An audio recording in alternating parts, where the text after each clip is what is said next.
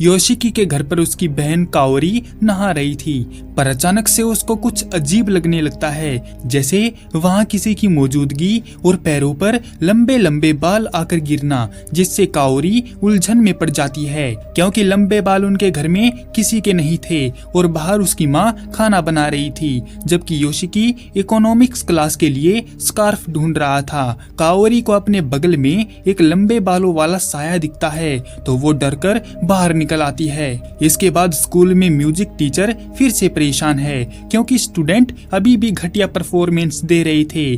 फिर हम बोजो नाम के बंदे को देखते हैं जो योशिकी और असाओ की फ्राइड चिकन बनाने में मदद कर रहा था और वो चिकन खाने के लिए काफी एक्साइटेड भी है।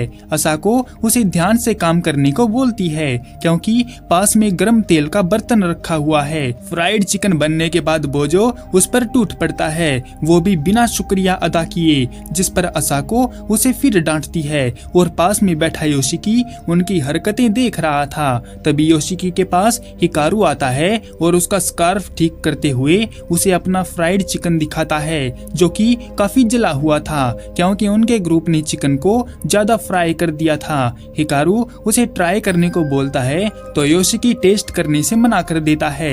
हिकारू ने पूछा कि फ्राइड चिकन बनाते हुए योशिकी चिकन को घूर क्यों रहा था, तो जवाब देते हुए योशिकी ने कहा कि वो चिकन उस दिन की याद दिला रहा था जब उसने हिकारू के अंदर अपना हाथ डाला था और उसका अंदर का हिस्सा योशिकी को चिकन जैसा ही महसूस करवा रहा था। जिस पर हिकारू कहता है कि योशिकी ने खुद मजे ले लिए मगर उसे नहीं बुलाया। ये बोलकर हंसता हुआ हिकारू एक बार फिर से योशिकी से डलवाना चाहता है। अबे ठरकियों, मेरा मतलब हाथ डलवाना चाहता है। पता नहीं यार, अपना दिमाग तुम कहाँ कहाँ ले जाते हो।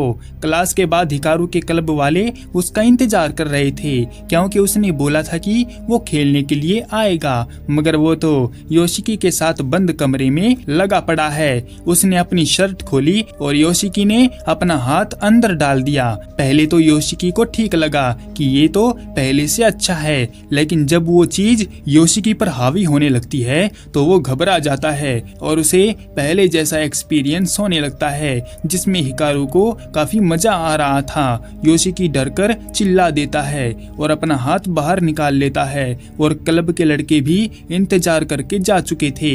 हिकारू ने कहा कि उसे मजा आ रहा था इसीलिए उसने हल्का सा उसको छू लिया था, जिस पर योशिकी कहता है कि उसे मजा मिले या सजा मिले, लेकिन अगर सामने वाले को ये वियर्ड लगता है तो हिकारू को ऐसा नहीं करना चाहिए, जिसके लिए हिकारू मान जाता है कि वो आगे से ऐसा कुछ नहीं करेगा। योशिकी को याद है कि राई ने बताया था अगर योशिकी उसके साथ जुड़ जाएगा तो वो भी उस चीज का हिस्सा बन जाएगा और दूसरी दुनिया की चीजों को अपनी तरफ अट्रैक्ट करने लगेगा। रात में घर पर खाना खाते हुए योशिकी अपने हाथ के निशान को देखता है जो और भी गहरा हो गया था। तभी माँ और काओरू में इस बात पर बहस होने लगती है कि बाथरूम में लंबे बालों वाला भूत है जो उसने नहाते हुए देखा था, लेकिन माँ उसकी बातों को हवा में उड़ाते हुए उसका यकीन नहीं मानती क्योंकि काओरू ने भूत बताया भी तो लंबे बालों वाला। और वहीं जब ताकाना बंद कमरे में अपने पेट के साथ बैठा हुआ था तो वहाँ पर ताकेदा आकर उस पर गुस्सा हो जाता है क्योंकि उसने बुलाया उसको भूत पकड़ने के लिए और वो खेल रहा है उस चूहे से। उसकी बात सुनकर ताकाना खड़ा हो जाता है और एक घुंघरू जैसी चीज को लेकर चलने के लिए तैयार हो जाता है क्योंकि वो बैठे रहने से तो भूत पकड़ने से रहा। ताकादा को एक कटाना दिखती है जो जगह जगह से टूटी हुई थी। ताकाना बताता है कि भले ही वो टूटी हुई है लेकिन भूतों को वो मक्खन के जैसे काटती है। फिर एक गेम खेलते हुए योशिकी एक डॉल जीत लेता है तो बोजो उसकी तारीफ करने लगता है कि वो तो काफी टैलेंटेड है, मार्क्स भी अच्छे लाता है, मगर उसके मुंह पर छाई उदासी सब कुछ बिगाड़ देती है। ये बोलकर वो दोनों योशिकी का मजाक उड़ाने लगते हैं। हंसी मजाक के बाद वो तीनों कैंटीन में आ जाते हैं तो योशिकी उनको लंबे बालों वाले भूत के बारे में बताता है कि उसकी बहन ने उसको देखा था और वो काफी गुस्सैल था। बात सुनकर हिकारू उस भूत का सामना करने के लिए योशिकी के घर चलने को कहता है। Welcome back the summer Hikaru die episode number 5। Yoshiki को बताया जाता है कि उसके घर में जो कोई भी हो कहीं ना कहीं उसका कनेक्शन योशिकी से ही है, क्योंकि वो उन्हें अट्रैक्ट करता है। स्कूल के बाद योशिकी हिकारू को लेकर सीधा घर चला जाता है और जाते ही हिकारू बाथरूम में घुस जाता है और उसे वहां पर उस इविल स्पिरिट की मौजूदगी महसूस होती है।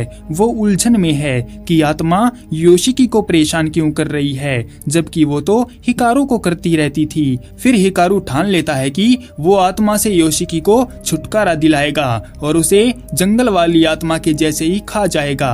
हिकारू बाहर चला जाता है और योशिकी इंतजार करने लगता है, पर तभी उसे एक झटका लगता है और वो देखता है कि हिकारू बाथटब में पड़ा हुआ है और जैसे ही योशिकी उसे छूता है तो उसे फिर से हाथ डालने वाली फीलिंग आती है और वो चीज योशिकी को बाथटब में खींच लेती है। उसे महसूस होता है कि कोई उसके अंदर घुस रहा है, पर तभी योशिकी अपने आप को एक सपने में पाता है जो कि किसी खेत जैसा था। अचानक ही पेट की आंत जैसी कोई बड़ी सी चीज निकलती है और योशिकी के करीब आने लगती है, जो देखने में काफी वियर्ड लगती है। योशिकी को पुरानी सुनी आवाजें आने लगती हैं, जैसे उसके माँ बाप, दोस्त या रिश्तेदार कर रहे थे। वो आंत इंसानों जैसी दिखने लगती है और योशिकी को उसकी बहन की शादी अपने बेटे से करवाने के लिए पटाने लगती है। फिर योशिकी अपने बचपन में चला जाता है, जहाँ पर उसने और हिकारू ने मिलकर एक बीमार पक्षी की मदद करने का फैसला किया था, मगर किसी वजह से वो पक्षी मर गया और हिकारू उसका इल्जाम योशिकी पर लगा देता है कि उसने खाना नहीं दिया, इसीलिए ही वो पक्षी मर गया। तो योशिकी उसे समझाता है कि पक्षी उसकी गलती से नहीं मरा है, लेकिन हिकारू बात नहीं मानता और एक ही बात रटता रहता है कि उसी ने पक्षी को मारा है, जिस पर योशिकी को भी गुस्सा आता है और उनमें लफड़ा शुरू हो जाता है और बात हाथापाई तक भी चली जाती है। कहानी प्रेजेंट में आती है तो योशिकी ने हिकारू का गला पकड़ा हुआ था और वो अपने नाखून से हिकारू के चेहरे पर कट भी मार देता है। हिकारू उसे धक्का मारता है और उसे पकड़ लेता है। उसे पता चलता है कि आत्मा बचने के लिए योशिकी की बॉडी में घुस गई है। उसने हिकारू के हाथ पर जोर से काटा तो हिकारू में से निकलकर वो चीज योशिकी में चली जाती है, तो मजबूर होकर आत्मा योशिकी से निकलकर भाग जाती है और हिकारू उसे घूर कर देखता है। योशिकी ठीक हो जाता है और देखता है कि उसकी वजह से हिकारू को चोट लग गई।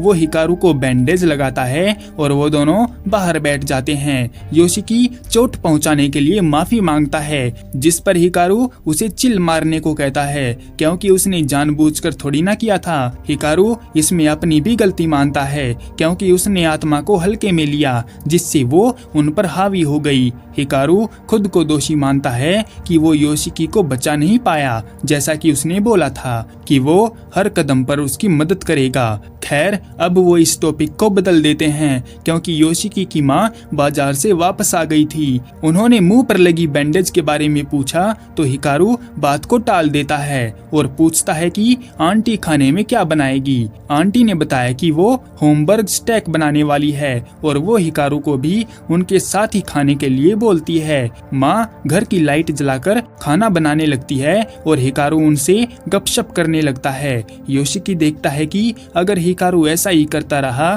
तो वो बहुत जल्द नॉर्मल लाइफ में लौट आएगा और खुद उसे भी नहीं पता चलेगा कि हिकारू कभी मरा भी था। फिर हम रात के टाइम ताकाना को देखते हैं, जो ताकेदा के साथ उसी भयानक जंगल में आया हुआ था और जब उसने श्राइन ढूंढी तो वो बहुत छोटी थी। सारी मुसीबत की जड़ उसे ही मानकर गुस्से में ताकाना उसको लात मारकर तोड़ देता है और नोनो की सामा को पकड़ने के लिए एक ऑब्जेक्ट पर खून लगाकर वहां गिरा देता है।